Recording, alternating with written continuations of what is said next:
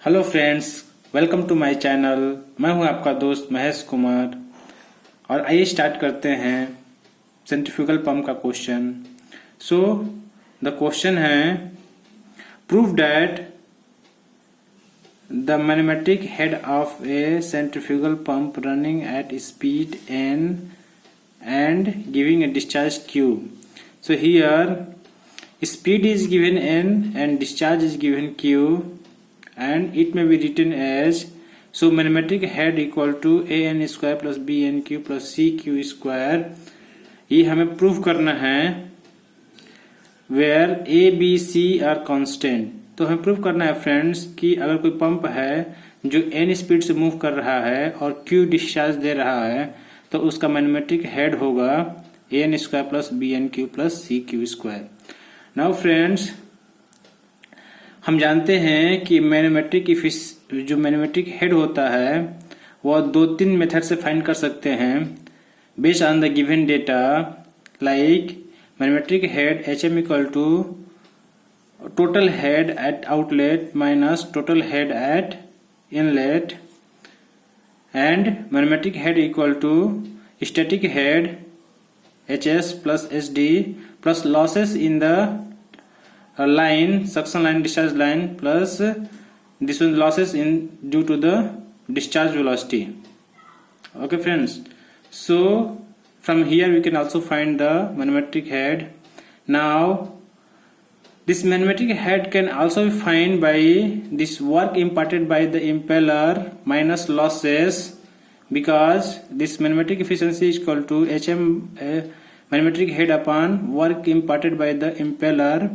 So friends, suppose this magnetic efficiency is equal to 0.9, it means some losses is there, so magnetic head equal to 0.9 times this work imparted by the impeller. So some losses is there na, so we can, if we minus the losses, we can achieve the magnetic head. Okay friends, so hm equal to bw2 u2 by g minus losses of head in the impeller and casing. Friends, जो losses होता है, loss of head होता है impeller and casing, क्या होगा, it will be proportional to the v square by 2g। और क्या casing में क्या होगा कि इडिज फॉर्मेशन होगा जिससे लॉसेस होगा। So it is proportional to the v square by 2g। Okay friends, like example, जैसा कि हम पाइप में देखते हैं फ्रिक्शन लॉसेस जो है FL v square by 2gd, here losses क्या होता है, v स्क्वायर बाई 2g होता है, एंड जो sudden expansion and sudden contraction में भी जो है v स्क्वायर बाई 2g होता है। तो this is for just example only कि जो लॉसेस होता है वह v स्क्वायर बाई 2g के प्रोपोर्शनल होता है। ओके फ्रेंड्स, तो हम मान लेते हैं कि हियर जो लॉसेस होगा वो इक्वल होगा, अगर हम प्रोपोर्शनल कांस्टेंट लगा दें यहाँ पे तो लॉसेस इक्वल टू के v स्क्वायर बाई 2g होगा। ओके फ्रेंड्स, नाउ यहाँ से दिस वैल्यू, अगर इस वैल्यू को हम इस इक्वेशन में पुट कर दें तो hm इक्वल टू क्या हो जाएगा, bw2 u2 by g minus this loss. Okay, so magnetic head equal to bw2 u2 by g minus k v2 square by 2g। Okay friends, अगर हम क्या करेंगे, इस इक्वेशन में bw2 की वैल्यू, u2 की वैल्यू एंड v2 स्क्वायर या v2 की वैल्यू को पुट कर देंगे तो हमें जो मैग्नेटिक हेड है वह n and q के फॉर्म में आ जाएगा।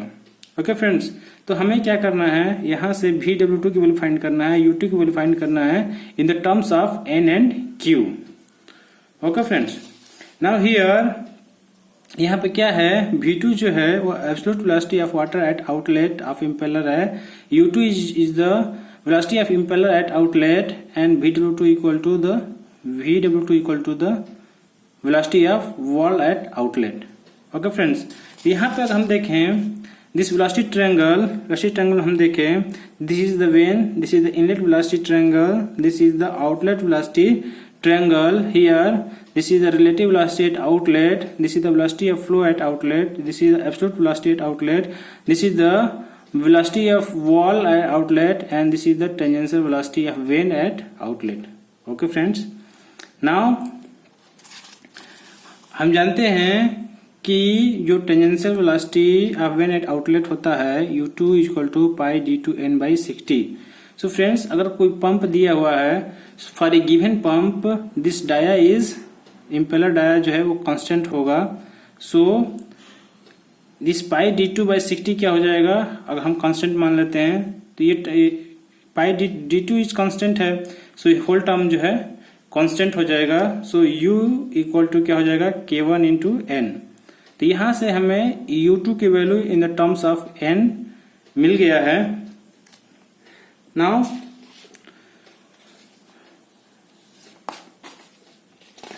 फ्रेंड्स, अगर हम इसमें देखें by discharge we know that discharge equal to q equal to pi d2 b2 vf2. सो यहाँ से हम क्या कर लेंगे, vf2 की वैल्यू फाइंड कर लेंगे. दिस vf2 की वैल्यू फाइंड करेंगे तो क्या हो जाएगा, q upon pi d2 b2. So यहाँ से क्या हो जाएगा, जो q है k2 की वैल्यू क्या हो जाएगा, k2 equal to this all b2 and d2 is constant. So हम k2 इक्वल टू कांस्टेंट मान लेंगे, k2 equal to 1 upon pi d2 b2. So यहाँ से vf2 की वैल्यू हमें मिल जाएगा, vf2 इक्वल टू k2q. इसकी वैल्यू निकालने से हमें बेनिफिट होगा, आगे चलकर इसका यूज बहुत होगा. सो इसलिए इसको निकालना, vf2 की वैल्यू निकालना बहुत जरूरी है. Okay friends, now from outlet velocity triangle, if you see here in this triangle, tan phi equal to vf2 upon this distance u2 minus vw2. Okay friends, so from here this u2 minus vw2 की value हम find करेंगे तो vf2 upon tan phi और vw2 की value मिल जाएगा u2 minus vf2. This tan phi का क्या हो जाएगा, ऊपर जाएगा तो cot phi हो जाएगा. So vw2 equal to u2 minus k2q cot phi. Okay friends, so यहाँ से ये देखिए u2 की वैल्यू हम जानते हैं, u2 की वैल्यू k1n है. सो k1n माइनस vf2 की वैल्यू जो है k2q. ऑलरेडी हम vf2 की वैल्यू कैलकुलेट कर लिए हैं. सो इस वैल्यू को पुट कर देंगे k2q cot phi. Here phi angle is also constant for a given impeller. So k2 cot phi equal to क्या हो जाएगा, हम इसे एक और कांस्टेंट में नाम देते हैं k3 equal to k2 cot phi. So यहाँ से vw2 की वैल्यू in the terms of n and q हमें मिल जाएगा k1n minus k3q. Okay friends, now again you see in this triangle, outlet velocity triangle के इस पार्ट में. So v2 square, this angle is 90 degree. So v2 square equal to u2 square plus vf2 square by the Pythagoras theorem. Okay friends, so v2 square equal to vw2 square plus vf2 square. हम जानते हैं vw2 की value जो है k1n minus k3q है, k1n minus k3q.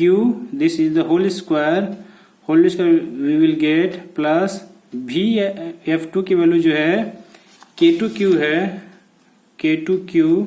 सो इस value को put कर देंगे यहाँ पर तो k2q होल स्क्वायर. सो यहाँ से फ्रेंड्स हमें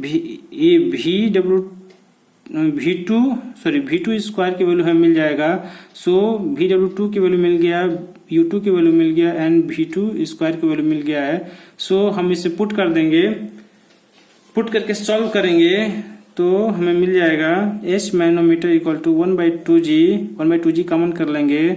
सो 2vw2 u2 minus kv2 square. Okay friends, हम ऑल वैल्यू हम पुट करेंगे इसमें तो 1/2g equal to 2 in bracket u2 की वैल्यू है vw2 की वैल्यू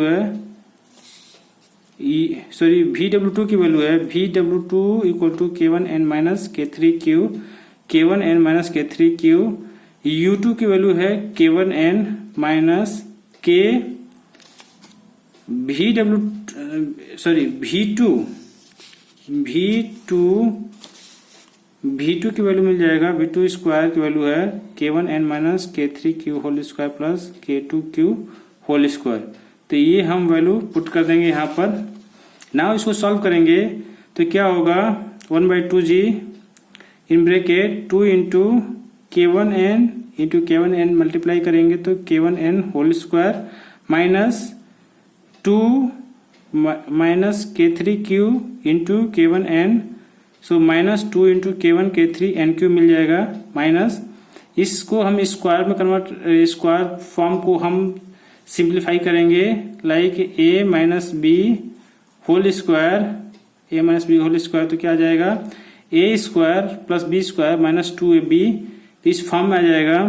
तो क्या हो जाएगा, K1 K square n square plus K3 square Q square minus 2 K1n into K3Q plus this term K2 square Q square it will come.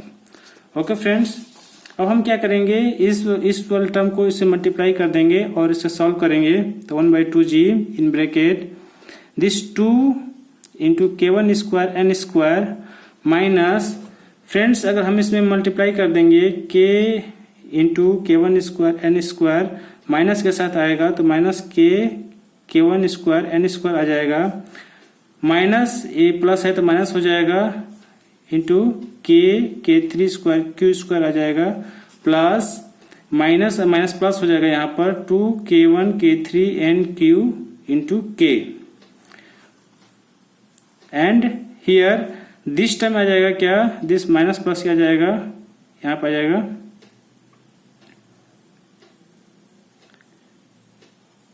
Minus plus क्या हो जाएगा, minus K2 square Q square.